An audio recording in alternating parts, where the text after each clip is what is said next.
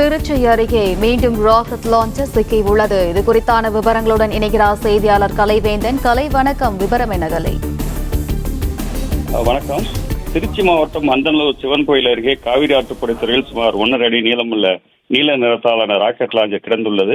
இது குறித்து அப்பகுதி மக்கள் ஜீயபுரம் காவல் நிலையத்திற்கு தகவல் அளித்தனர். தகவலின் பேரில் சம்பவ இடத்திற்கு வந்த போலீசார் ராக்கெட் லாஞ்சரை கைப்பற்றி விசாரணை நடத்தினர். அந்த வகையான ராக்கெட் லாஞ்சர் 1950 காலங்களில் அமெரிக்கா கொரியாவிற்கு நடந்த போர்க்காலத்தில் அமெரிக்க ராணுவத்தால் பயன்படுத்தப்பட்ட வகை லாஞ்சர் என திருச்சி மாவட்ட காவல்துறை கண்காணிப்பாளர் வருண்குமார் தெரிவித்திருந்தார். அந்த ராக்கெட் செயலிழக்க செய்யப்பட்டது. இந்த நிலையில அதே காவிரி ஆற்றில் மீண்டும் ஒரு ராக்கெட் லாஞ்சர் கிடந்துள்ளது. அதை கைப்பற்றிய போலீசார் தற்போது விசாரணை நடத்தி வருகின்றனர். அந்த பகுதியைச் சேர்ந்த சிலர் ஆற்றில் மீன் பிடிக்க சென்ற போது அந்த வலையில் சிக்கியதாக போலீசாருக்கு முதற்கட்ட விசாரணையில் தெரிய வந்துள்ளது.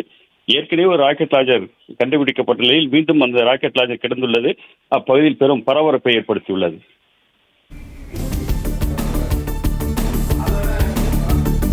விவரங்களுக்கு நன்றி கலைவேந்தன்.